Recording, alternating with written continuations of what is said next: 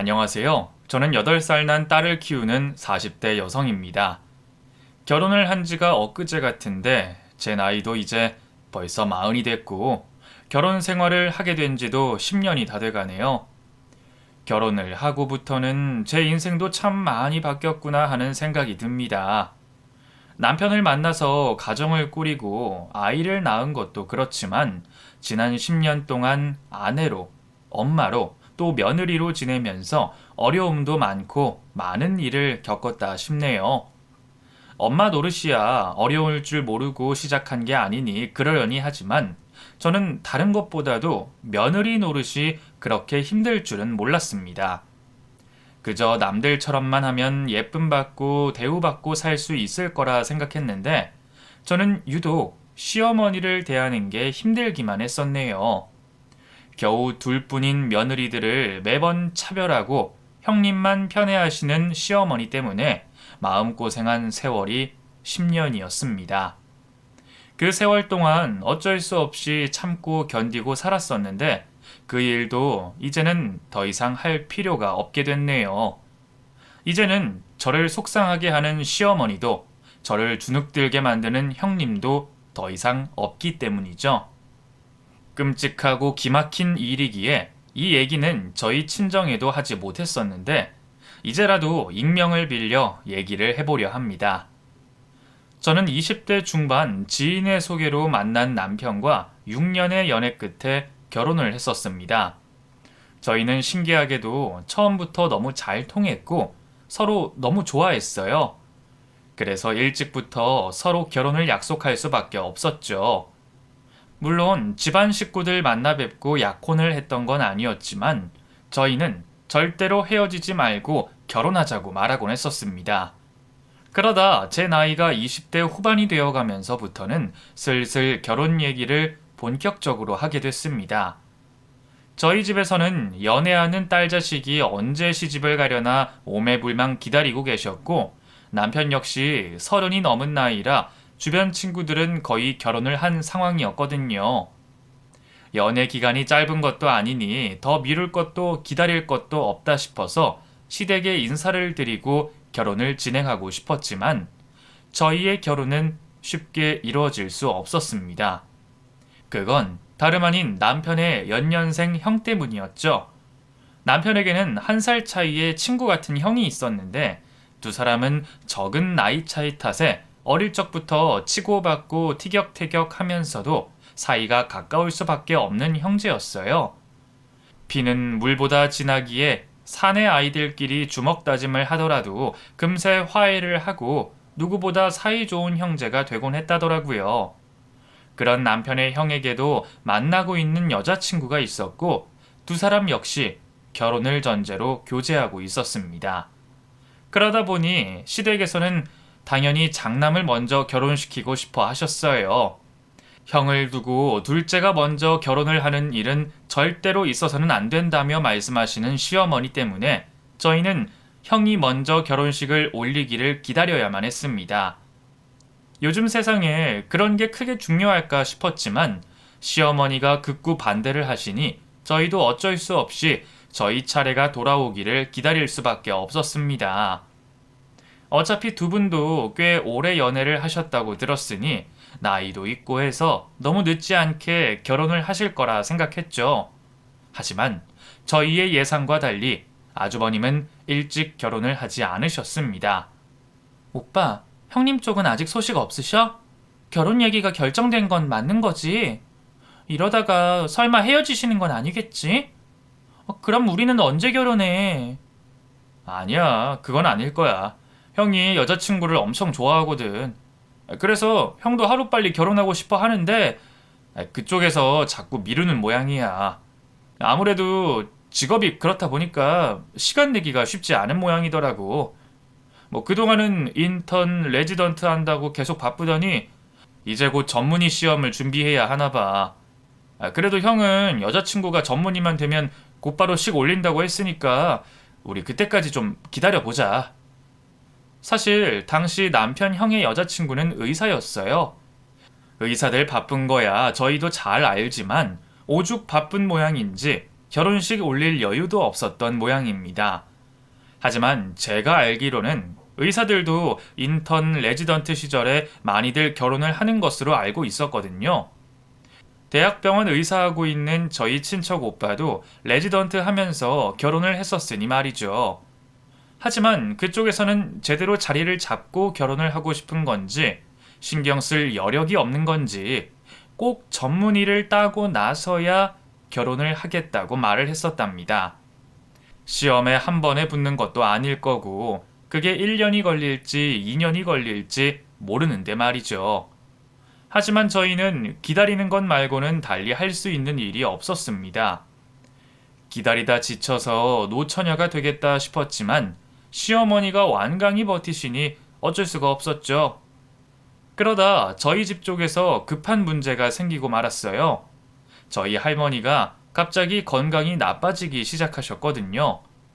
어릴 적부터 할머니 사랑을 많이 받고 자랐던 제게 할머니는 부모님과 다름없는 분이셨는데, 그런 할머니가 건강이 안 좋아지셨다는 소식에 저는 심장이 덜컥 내려앉는 기분이었어요. 이러다가 하나뿐인 친손녀 결혼식도 보지 못하시는 건 아닐까 싶어서 자꾸 조바심이 났습니다. 늘 제 손을 붙잡고 제가 면사포 쓰고 시집 가는 걸 보고 싶다고 하셨던 할머니셨는데 말이에요. 저희가 바라던 대로 진작 결혼식을 올렸더라면 벌써 증손주까지 보여드렸겠다 싶은 생각에 저는 괜히 보지도 못한 예비 형님에게 속상하고 섭섭한 마음이 들었습니다. 그게 그분 탓은 아니겠지만 상황이 그렇게 되어 제가 마음고생을 하게 된 게 속이 상할 수밖에 없더라고요. 남편 역시 그런 제 마음을 알아줬고요. 저를 위해서 어머니에게 다시 한번 결혼식 이야기를 꺼내봤습니다. 제 사정이 그러하니 저희가 먼저 결혼식을 올리면 안 될까 말이죠. 말도 안 되는 소리. 어디 장남을 두고 차남이 개혼을 해? 엄마, 요즘 세상에 개혼이 뭐가 중요해. 어차피 형이나 나나 겨우 1살 차이에다가 형도 별 생각 없다는데 그냥 우리 먼저 식 올리게 해주면 안 돼? 형수님이 언제 결혼하자고 하실 줄 알고 계속 기다리기만 해. 기다리는 우리 생각은 왜 못 해줘? 너희들이야말로 어쩜 그렇게 니들 생각만 하니? 내가 도리를 쳐버리고 니들 먼저 결혼을 시키면 큰아이 집안에서 뭐라고 생각하시겠어? 얼마나 못 배워 먹었길래 그러겠냐며 비웃을 거 아니냐? 의사 며느리 앞에서 내 체면 국이라 이거냐? 저희도 혹시나 하고 여쭤봤던 거긴 했지만 어머니가 그렇게나 싫어하실 줄은 몰랐습니다. 그냥 적당히 이해해 달라고만 말씀하셨어도 아쉽지만 어쩔 수 없다고 생각을 했을 텐데, 저보다는 예비 형님이 중요하다는 그 말씀에 참 기분이 상하더라고요. 예비 형님 친척 식구들 앞에서 면목 없을 것을 걱정하시던 시어머니께서는 막내딸 결혼을 하염없이 기다리실 저희 친정 생각은 일절하지 않으셨던 모양입니다. 결국 할머니는 제 결혼식을 보지 못하고 돌아가셨고, 그래도 다행히 당시에는 남자친구였던 저희 남편이 할머니 마지막을 지켰습니다. 그리고 손자 사위가 되어 할머니 장례까지 함께 해줬죠. 그런 남자친구가 아니었더라면 저도 그런 결혼을 아쉬워하지는 않았을 거예요. 하지만 결국 남편 때문에 저는 또 시어머니를 이해할 수밖에 없었습니다. 이미 할머니가 돌아가셨으니 저도 더 이상 결혼이 안달나진 않았어요. 안달을 내봤자 형님네가 먼저 결혼하지 않으면 할 수 없는 신세였으니까요. 그래서 저는 결국 예비 형님이 전공의 시험에 하루빨리 합격하시기를 빌고 비는 수밖에 없었습니다. 그리고 예비 형님은 전문의가 되고 나서야 드디어 결혼 준비를 시작하게 되셨죠. 너무나 목 빠지게 기다리던 일이라 그런지 그쪽이 결혼한다는 소식이 제 결혼 소식보다 더 기쁘더라고요. 저희는 기쁜 마음으로 형님과 아주버님의 결혼을 축하했고 저희 차례를 기다렸습니다. 어머니가 바라시던 대로 장남이 식을 올렸으니 이제 우리도 곧 결혼을 할 수 있을 거라 생각했죠. 하지만 저희는 그러고도 2년이 더 지나서야 결혼식을 올릴 수 있었어요. 형님네가 결혼을 준비하고 결혼식까지 올린 시간이 거진 1년이었고 저희 결혼은 못해도 그 1년 뒤에 올리라는 시어머니의 말씀 때문에 저희는 무려 2년 동안이나 결혼 준비를 할 수밖에 없었습니다. 그래서 제가 결혼식을 올렸던 그때 제 나이가 32이었네요. 요즘이야 다들 30 넘어 결혼한다고 하지만 그때만 해도 제 나이면 노처녀 소리를 들을 시절이었어요. 그래서 제 친구들은 벌써 다들 결혼을 했고 30 넘어서 남아있던 건 저 하나뿐이었죠. 내 의지도 아니고 어쩔 수 없이 32이 되어서야 겨우 결혼할 수 있게 됐다는 게 참 서글프기도 했습니다. 하지만 그런 제 나이보다 더 서글펐던 건 시어머니의 차별이었어요. 오래 기다려 결혼을 했던 만큼 저희는 저희 차례가 되면 시어머니가 저희에게도 신경을 써주실 거라 기대했습니다. 그동안 늘 장남과 큰 며느리만 챙기시던 시어머니셨으니 장남을 먼저 결혼시키고 나면 당연히 둘째 아들에게도 똑같이 해주실 거라 생각했어요. 시댁에 여유가 없는 형편도 아니었고 형님 결혼할 때는 결혼 선물에다가 신혼집에 결혼식 비용까지 전부 해주셨으니 저희가 결혼할 때도 아무리 못해도 어느 정도는 도와주시겠다고 기대할 수밖에 없었어요. 하지만 1년 뒤 저희가 결혼할 때는 시어머니는 형편이 안 된다며 도움을 주실 수 없다고 하셨습니다. 너희 형 결혼시키느라 돈 다 써서 이제 여유가 없다. 그때도 전 재산 털어서 해줬는데 내가 땅 파먹고 살 수도 없고 그렇다고 빚을 내서 도와줄 수는 없잖니. 그래도 형은 집에다가 결혼식 비용까지 다 해줬잖아. 우리만 차별하는 것도 아니고 이게 뭐야? 차별은 무슨 차별? 내가 있는데 안 해주니? 못 해준다는데 왜 이래? 어차피 신혼은 다 작게 작게 시작하는 거야. 그리고 니들은 오래 기다려서 결혼하는 마당에 둘이 모아둔 돈도 없니? 30이 넘었으면 부모한테 손 안 벌리고 결혼할 능력 정도는 있어야지. 그럴 여력도 없으면서 그동안 결혼하고 싶다고 그 난리를 쳤어? 섭섭해서 말을 꺼낸 남편에게 괜한 타박만 하시는 시어머니 때문에 결국 저희들은 양가 도움 하나 없이 저희들 힘으로 결혼을 준비하기로 했습니다. 그래서 저희는 형님처럼 비싼 예식장이나 브랜드 아파트는 할 수 없었고 저희 예산에 맞춰서 대출을 껴서 저희 힘으로만 결혼 준비를 해야 했어요. 덕분에 형님과 저는 그렇게 출발선부터가 다를 수밖에 없었죠. 그게 정말 섭섭했지만 도와주시는 것도 시어머니 마음이니 제가 입 밖으로 그 서운함을 내보일 수는 없었습니다. 하지만 저희가 결혼을 한 후에도 시어머니는 매번 저와 형님을 차별하며 저를 서글프게 하셨네요. 어머니는 큰며느리가 의사라는 것이 무척 좋으셨던 모양입니다. 그래서 어딜 가나 어느 상황이나 의사 며느리에 대한 칭찬을 아끼지 않으셨어요. 가족여행을 가서도 모르는 사람들에게 매번 큰며느리가 의사라며 자랑을 하시고 그런 어머니의 옆자리는 늘 형님의 차지였습니다. 저는 먼발치에서 어머니 가방이나 들고 따라다닐 뿐이었죠. 좋은 것, 귀한 것 있으면 당연히 형님을 챙겨주시고 시댁에 일이 있을 때도 형님은 손에 물 한 방울 안 닿게 하셨어요. 아가, 너는 힘든 일 하는 애가 이런 걸 왜 해? 이런 건 둘째 시키고 너는 안방 가서 낮잠이나 좀 자라. 둘째 너 이거 다 해놓을 수 있지? 계모에게 구박당하는 신데렐라가 이런 기분이었을지 똑같은 며느리인데도 매번 당하는 차별 대우에 저는 늘 속이 끓곤 했습니다. 뒤에서 따로 몰래 챙겨주시는 거면 몰라도 앞에서 대놓고 차별을 하실 때마다 저는 정말 억울한 심정이었어요. 그 중에서도 제가 가장 섭섭했던 건 결혼한 지 얼마 안 돼 있었던 제 생일날 일이었어요. 어머니는 매년 형님 생일날마다 가족들 다 불러서 진수성찬을 차려주시곤 하셨어요. 물론 제 생일은 기억도 하지 못하셨죠. 남편이 그게 차별이라며 섭섭하다고 했던지 언젠가 어머니가 제 생일을 챙겨주겠다고 하시더라고요. 덕분에 처음으로 시어머니에게 챙김받는 생일에 저는 무척 기대를 하고 있었습니다. 형님 생일날에는 늘 상다리 부러지게 차리셨으니 제 생일에는 그 정도는 아니더라도 제가 좋아하는 음식을 해놓고 기다리실 줄 알았어요. 그런데 제 생일날 저는 더 서글플 수밖에 없었습니다. 음식들이 잔뜩 있었는데 그게 제 몫이 아니었더라고요. 엄마, 혜민이 해물 못 먹는 거 몰라? 왜 이렇게 해물이 많아? 그랬나? 둘째 너 해산물 못 먹니? 네, 전에 먹고 탈이 나서 잘 못 먹어요. 아유, 너는 뭐 그렇게 까탈스럽고 가리는 게 많니? 못 먹으면 어쩌겠니? 다른 거 대충 먹던가 해라. 기껏 좋은 거 해놨더니 참 복도 없지. 그러게 그냥 기본적인 거 그 갈비찜 같은 거나 하지. 왜 잘 안 하던 해산물을 했어? 우리 집에 해산물 좋아하는 사람 몇이나 된다고. 그게 무슨 소리야?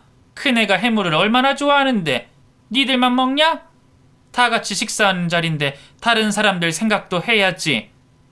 요즘 연정이가 힘들어 보여서 낙지가 기력에 좋다니까 이렇게 한 거지. 알고 보니 어머니가 제 생일날 제가 아니라 형님을 위한 상을 차리셨던 거였죠. 그제서야 상을 둘러봤더니 전부 형님이 좋아하는 음식들만 가득 차려져 있었더라고요. 어쩐지 저한테 관심도 없던 시어머니가 제가 뭘 좋아하는 줄 알고 상을 차려주실까 했는데 결국 그런 결과였네요.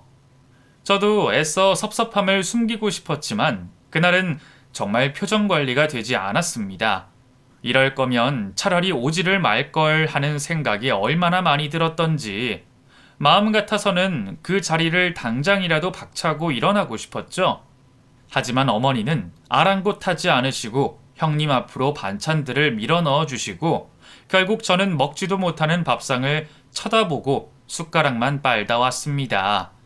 생일날까지 이러실 거면 차라리 기대라도 하게 마시지 왜 그러나 싶어서 얼마나 서글펐는지 몰라요. 내가 이런 취급받으려고 시집 온 건가 억울하고 분하기까지 했습니다. 결국 그날 남편을 붙잡고 서럽게 울고 나서는 저도 그 후로 다시는 시어머니에게 어떠한 기대도 하지 않기로 마음먹었어요. 그동안은 제가 차별받으면서도 어떻게든 예쁨 받아보려고 아등바등 노력하고 살았지만 어차피 나한테는 기대도 관심도 없는 시어머니에게 더 이상 잘할 필요가 없다 싶더라고요. 그래서 저도 앞으로는 그냥 적당히 며느리로서 도리만 하고 가끔씩 얼굴만 비추며 살기로 했습니다. 남편도 그런 저를 이해했고 다행히 그 일로 남편과는 별 문제가 없었어요. 오히려 남편은 시어머니 때문에 늘 저한테 미안해했죠. 하지만 저는 되려 남편에게 미안했습니다. 나 때문에 괜히 남편까지 같이 차별을 받는 것 같았거든요. 결혼을 하고 몇 년 지나지 않았을 때였어요. 결혼 전에 전문의를 따고 다른 큰 병원에서 부원장으로 일하던 형님이 몇 년 만에 독립을 해서 개원을 하신다는 소식을 듣게 됐죠. 형님 친정이 그리 여유 있는 건 아닌 걸로 알고 있는데 의사 월급이 그렇게 대단한 건지 몇 년 만에 병원을 차린다는 소식이 놀라웠습니다. 그런데 알고 보니 형님이 개원을 할 때 시어머니가 크게 도와주셨더라고요. 그걸 한참 뒤에야 알게 된 저는 어이가 없고 허탈하기까지 했어요. 얼마를 도와주셨는지는 몰라도 병원 차리는데 한두 푼도 아니니 못해도 몇 억 단위였을 겁니다. 하지만 어머니는 분명 저희가 결혼할 때에 여유가 없어서 도와주지 못하신다고 말씀하셨었죠.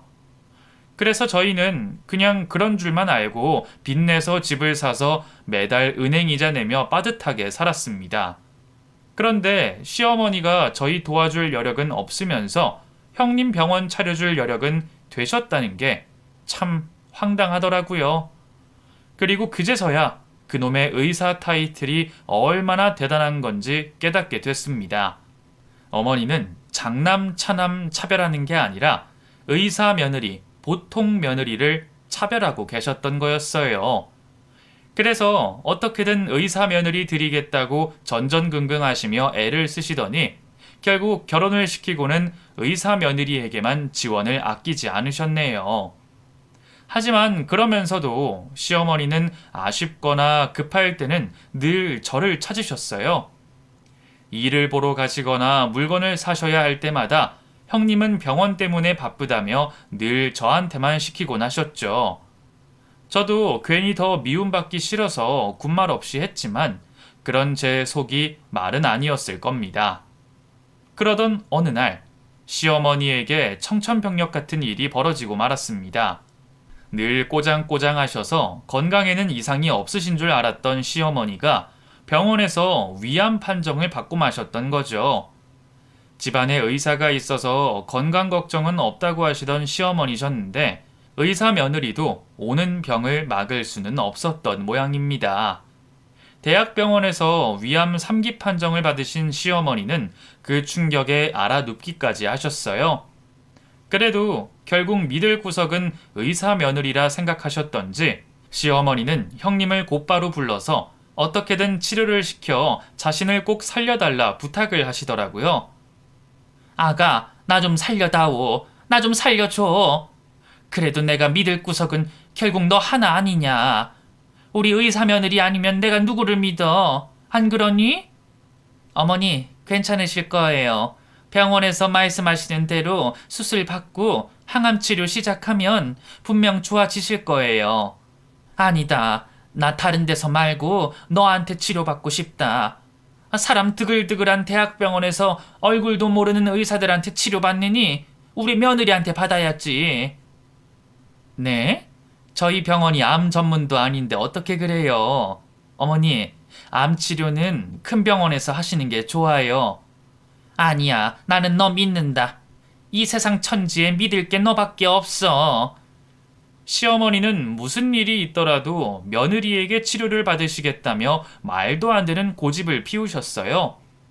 형님도 좋은 대학병원 놔두고 개인 병원에서 암 치료를 받으시겠다는 시어머니의 말씀이 당황스러우신 듯 하셨지만 식구들 중 누구도 시어머니의 고집을 꺾을 수는 없었습니다. 결국 시어머니는 형님의 병원 1인실에서 입원 치료를 받기로 하셨습니다. 항암 치료를 하려면 입원과 퇴원을 반복해야 한다는데 왔다 갔다 할 바에는 그냥 쭉 입원을 해 계시는 게 좋겠다는 생각이셨죠.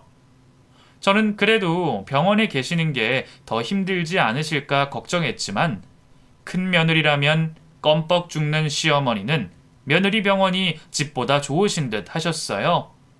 솔직히 저희도 그 편이 나았습니다. 대학병원으로 치료를 다니셨더라면 분명 저희가 고생이었을 테니 말이에요. 아쉬울 때만 저희 부부를 찾으시는 시어머니를 생각하면 저희가 고생을 했을 게 뻔한 일이었습니다. 그런 생각을 하면 시어머니가 밉다가도 막상 시어머니가 아프시니 저도 마음이 쓰일 수밖에 없었어요. 당연히 시어머니가 걱정은 됐지만 그때까지만 해도 큰 걱정은 하지 않았어요. 암이 무서운 병이기는 하지만 요즘에는 그래도 많이들 완치가 된다는데 저희 어머니도 치료를 잘 받으면 금방 좋아지실 거라 믿었습니다. 그리고 가족 중에 의사가 있으니 더 안심이 되기도 했죠. 항암 치료가 워낙 힘든 치료다 보니 매번 치료 후 기진맥진하신 시어머니를 보며 걱정스러웠지만 점점 좋아질 거라는 형님의 말에 식구들 모두 안심이었습니다. 다른 사람도 아니고 같은 식구가 그렇게 말을 해주니 그 말을 안 믿을 사람이 없었죠.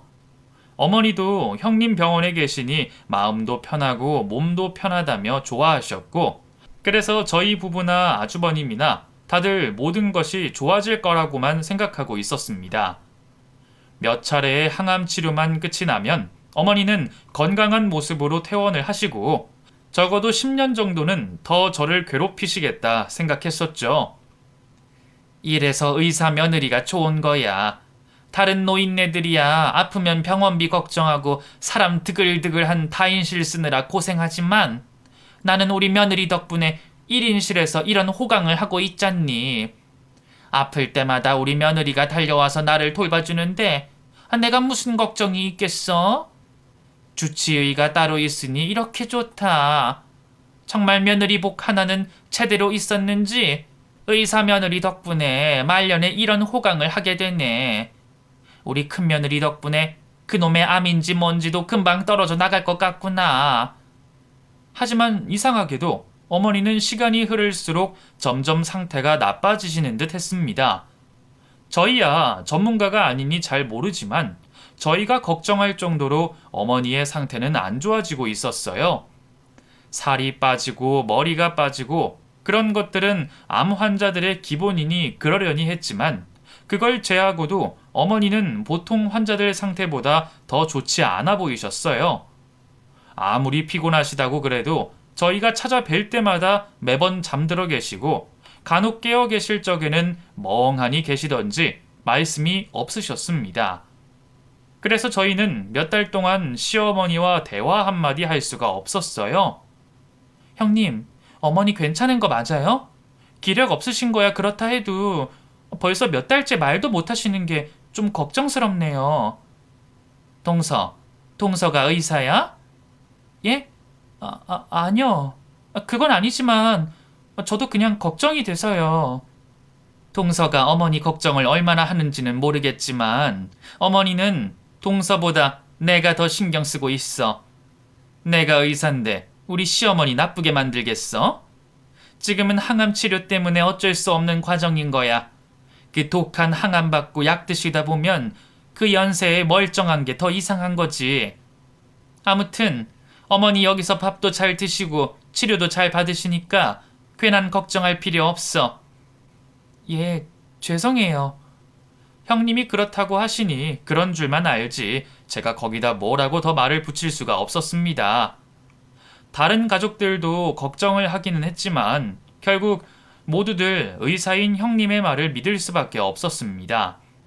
그리고 형님은 어느 날 식구들에게 좋지 않은 상황을 전했습니다. 지금 어머니 상태가 많이 좋지 않아요. 기존에 치료받으시던 건 거의 끝이 났는데 그 사이에 식도까지 전이가 돼서 지금 무척 어려운 상황입니다. 저도 최대한 최선을 다해보겠지만 앞으로는 어떻게 될지 장담을 못하겠네요. 그래도 어머니가 원하시는 대로 제가 끝까지 해볼게요. 사실 저는 좀 걱정스러운 마음도 있었습니다. 형님이 얼마나 대단한 의사인지 실력이 어느 정도인지는 시어머니 통해서 들은 것밖에 없었기에 잘 모르지만 처음부터 암 치료는 대학병원에서 하는 게 맞지 않나 싶었어요. 시어머니 고집을 제가 말릴 수도 없었지만 만약 저희 친정엄마가 그런 상황이었더라면 저는 그제라도 큰 병원으로 엄마를 모셨을 겁니다. 하지만 처음부터 형님 병원에서 치료받겠다고 고집하셨던 건 시어머니셨고 자식들 역시 그런 시어머니의 뜻을 거스르고 싶지는 않았는지 결국 그 후로도 형님이 계속 시어머니의 치료를 전담하셨습니다.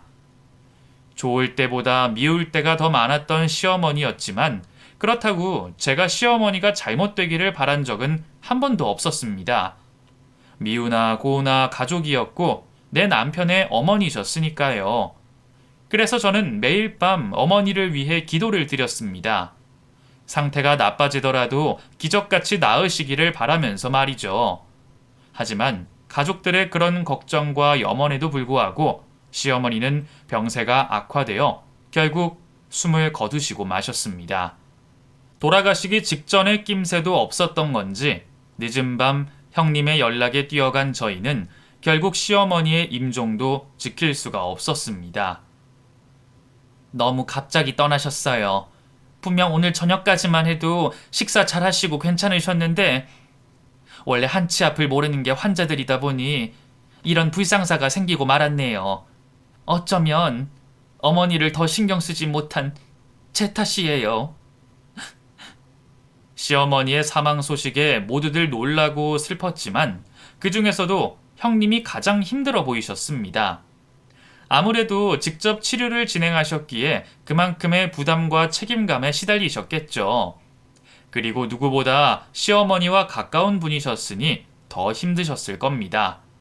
그래서인지 형님은 저희가 무슨 말을 할 수도 없게 오열을 하며 슬픔에 빠져 계셨어요. 형님이 시어머니의 사망 선고를 하고 어머니의 시신은 곧바로 장례 절차를 밟게 됐습니다. 저희들이야 어머니가 설마 돌아가실까 싶은 생각도 할 수가 없어서 장례 치를 생각은 하지 못하고 있었는데 형님은 그래도 그런 일들이 익숙하신지 금방 장례 업체를 컨택해서 알아서 일을 처리하셨어요. 많이 힘들어 보이시는데도 나서서 일을 처리하는 형님이 참 대단하다 싶더라고요. 그런 형님 덕분에 저희는 시어머니의 장례를 무사히 잘 치르고 형님이 전해주신 어머니의 마지막 유언대로 시신을 화장 처리하여 납골당에 잘 안치시킬 수가 있었어요. 하지만 장례가 끝났다고 해서 모든 일이 끝이 난 건 아니었습니다. 어머니의 남은 재산과 유품들을 정리해야 했으니까요. 그런데 그때 형님이 이상한 말씀을 하시더라고요. 혹시 동서가 섭섭해할까봐 미리 말하는데 어머니가 돌아가시기 전에 나한테 돈을 좀 주셨어. 나한테는 병원비 명목이라고 하시면서 주셨지만 병원비로 받기에는 좀 큰 돈이라서 유산 정리하다 보면 알게 될 텐데 그 전에 미리 얘기해야 할 것 같아서 말이야. 형님이 제게 따로 그런 얘기를 하기에 뭐 얼마나 많은 돈을 주셨을까 했는데 어머니가 형님께 무려 2억이 넘는 금액을 이체하셨더라고요. 어머니가 수중에 들고 계시던 현금 재산 거의 전부를 말이죠. 2천만 원씩 몇 번에 걸쳐 형님의 계좌로 들어간 것이 찍혀있는 어머니의 통장을 보며 저는 놀라우면서도 당연스럽게 생각했습니다. 살아생전 형님에게는 간이고 쓸개고 빼주고 싶어 하셨던 분이셨으니 죽기 직전에 큰며느리에게 그 큰 돈을 주시는 것도 별로 이상하지는 않았어요. 오히려 어머니가 형님께 주신 게 겨우 그것뿐이었을까 싶더라고요. 어차피 내 돈도 아니고 시어머니가 돌아가신다고 해도 나한테 뭘 남겨주실 거라는 기대는 없었기에 저는 씁쓸하면서도 그 일을 깊게 생각하지 않았습니다. 그런데 어머니가 돌아가시고 얼마 지나지 않아서 경찰서에서 연락이 왔어요. 평범한 소시민이었던 저희야 평생 경찰서 근처로 갈 일도 없는데 갑자기 형사과에서 전화가 오니 놀랄 수밖에 없었습니다.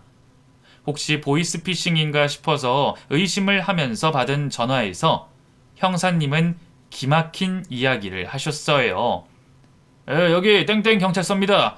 고순자 씨가 어머님 되시죠? 그 고순자 씨 사망 사건으로 제보가 들어와서요. 그 경찰서까지 와 주셔야겠습니다. 갑자기 돌아가신 어머님의 일로 경찰서로 소환된 저희는 놀란 마음에 곧장 경찰서로 달려갈 수밖에 없었습니다. 이게 대체 무슨 일인가 싶어서 경찰서로 가면서도 어머님 일이라고 하니 당연히 아주버님께 연락을 할 수밖에 없었어요. 그런데 이상하게 아주버님이 연락이 닿지 않더니 한참 만에서야 겨우 전화가 걸려왔습니다.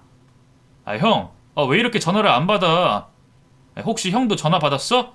그 엄마한테 무슨 일이 있었다는데 뭔지 알아? 경준아, 이걸 어떡하면 좋냐?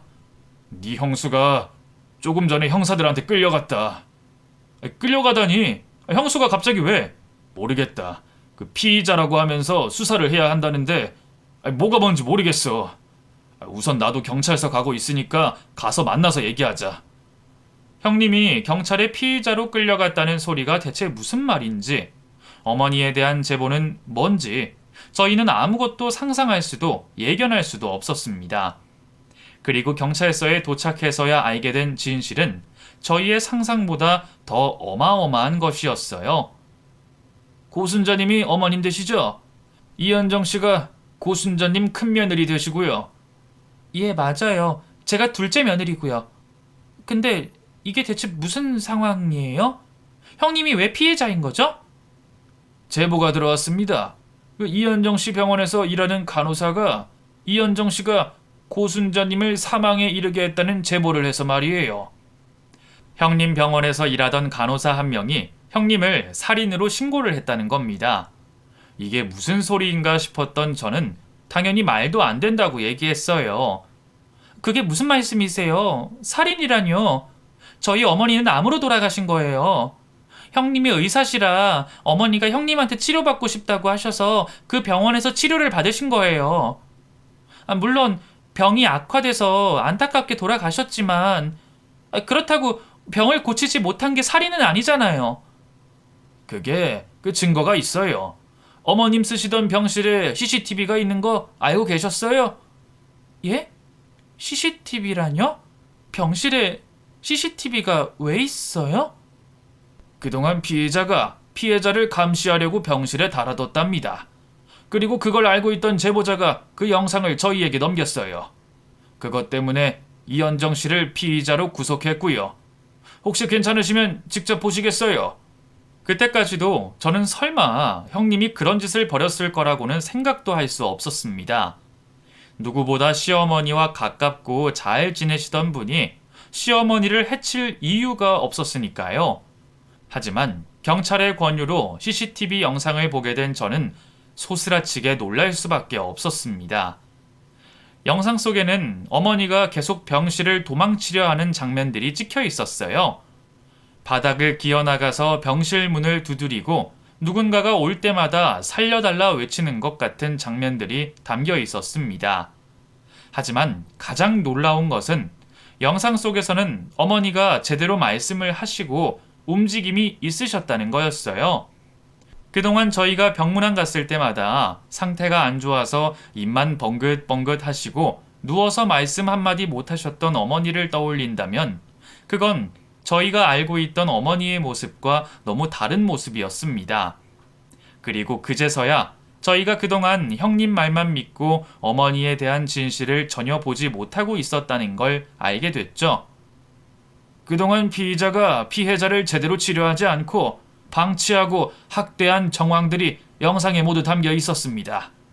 아예 인지 능력을 떨어뜨리려고 진통제를 과다 투여하고 지속적으로 약물을 복용시켰던 모양이에요. 아직 수사를 더 해봐야겠지만 아마 그래서 고순자 씨가 일찍 돌아가신 게 아닌가 합니다. 이해가 안 돼요. 형님이 대체 왜 그런 짓을 한 건데요? 어머니가 그런 일을 당했더라면 사람들은 저를 의심했을 거예요. 어머니가 아끼시던 건 형님이었으니까요. 피의자가 범죄를 저지를 만한 구체적인 범행 동기까지 밝혀졌습니다. 그 피의자가 그동안 병원 운영에 금전적 어려움을 겪고 있는 걸 알고 계셨습니까? 아니요, 몰랐어요. 병원에 늘 환자들도 많고 씀씀이도 커서 돈을 많이 버는 줄 알았는데요. 저희가 조사해본 결과 그 피의자와 병원 앞으로 수억의 빚이 있었습니다. 벌써 채권 추심도 들어가 있는 상황이었고 뭐 이래저래 어려웠던 듯 보입니다. 그럴 리가요. 그 병원도 시어머니 도움으로 차렸던 건데 형님이 빚을 질 일이 뭐가 있어요? 그 피의자에게 내연남이 있었어요. 그 투자 사기 관련해서 전과가 있는 사람인데 그 놈을 만나고 같이 주식 투자를 했다가 큰 손해를 봤던 모양입니다. 그걸 메꾸려다가 더 큰 빚을 냈고 결국 손 쓸 수가 없게 된 거죠. 그런데 고순자 씨 앞으로 사망보험이 있었더라고요. 수혜자 지정이 되어 있지 않던 게 그 수혜자가 얼마 전 이현정 씨로 바뀌었고 말입니다.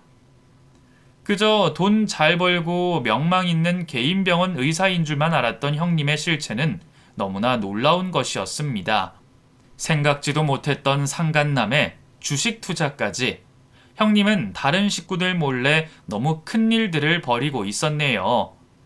형님은 상간남을 만나서 주식 투자를 하기 시작했지만 크게 손해를 보며 경제적으로 어려움에 빠졌고 병원 담보대출과 사채까지 건드렸지만 도저히 손을 쓸 수 없는 상황이 되었던 모양이에요. 이미 몇 달째 간호사들 월급도 밀렸고 몇 번은 병원으로 사채업자들까지 찾아왔었던 모양입니다. 그리고 그런 내막을 눈치챘던 간호사 하나가 형님의 범죄를 경찰에 제보했던 것이었죠. 누구보다 어머니께 받은 게 많던 형님이 어머니에게 그런 짓을 했다는 것도 놀라웠지만 그게 전부 그놈의 돈 때문이었다는 것을 도저히 믿을 수가 없었습니다. 그리고 살 수 있었던 어머니가 그렇게 허망하게 돌아가셨다는 게 너무 큰 충격이었죠. 따로 조사를 받던 남편과 아주버님 역시 모든 사실을 알고 큰 충격을 받은 듯 했습니다. 아주버님은 믿었던 형님에게 배신당한 충격이 너무나 컸는지 그 자리에서 실신을 해서 병원으로 실려가기까지 하셨어요.